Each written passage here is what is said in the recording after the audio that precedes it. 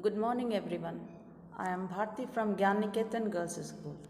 Today, I have come up with some extra questions of the lesson The Making of a Scientist from your supplementary reader book Footprints Without Feet. Let us begin with the questions. The first question: how did Richard become a collector at an early age? Richard was the only child of his parents. His father had died when Richard was in third grade. He had no companion at home except his mother to play with. He was a very curious child also, so he began to collect things in his spare time. He collected coins, fossils, rocks, and butterflies as hobby. The second question: why did Richard lose interest in tagging butterflies?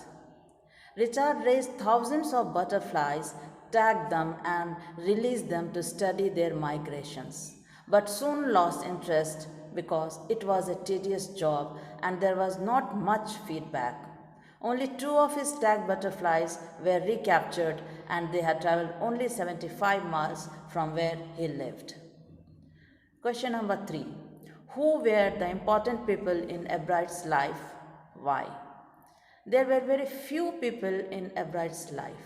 His mother was, no doubt, the most important person in his life. She took good care of his each and every need and encouraged him to develop his interests. Dr. Frederick A. Urquhart was another very important person in his life. His book inspired him to study butterflies. His social studies teacher, Richard A. Wierer, opened his mind to new ideas and praised him for his hard work and fighting spirit. Question number 4: which project did Richard undertake in his 8th grade? In his 8th grade project, he tried to find out the cause of a viral disease that killed all monarch caterpillars every few years. He thought that it all happened because of beetle and tried raising caterpillars in the presence of beetles, but he did not get any results. Still, he continued his projects and experiments and won prize. Question number 5: which project of Ebright fetched him the first prize in the county science fair? The answer is, Ebright didn't win any prize at his first science fair, but he had learned from his failure that science is just not about display. Science is all about experiments. Ebright and one of his friends, a good science student,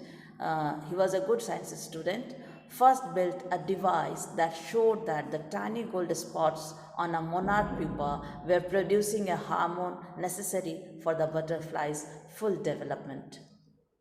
This project won them their first prize in the county science fair and the third prize in zoology in the international science fair. The next question is, why do viceroy butterflies copy the monarch butterflies? Students, as you know, that birds eat viceroy butterflies because they taste good to them, whereas monarch butterflies do not taste good to the birds. So the viceroys copy the monarchs to protect themselves from the birds. Question number 7. Mention two of Ebright's contribution to the world of science. Ebright discovered a hormone that was responsible for the growth of a butterfly. His another important contribution is his cell theory. He found out how cells read their DNA. DNA carry the blueprint of life and heredity. Question number 8. How can Ebright's theory of cell life be a revolution in medical field if it is proved correct? The answer is, Ebright discovered the chemical structure of the gold spot hormone and found that cells could read the blueprint of their DNA. If his theory proves correct, it will be a big step towards understanding the process of life. It might lead to new ideas that may help in preventing some types of cancer and other genetic diseases and disorders. I hope, students, that you all have enjoyed this session, and this video will help you in preparing this lesson in a better way. Thank you, students.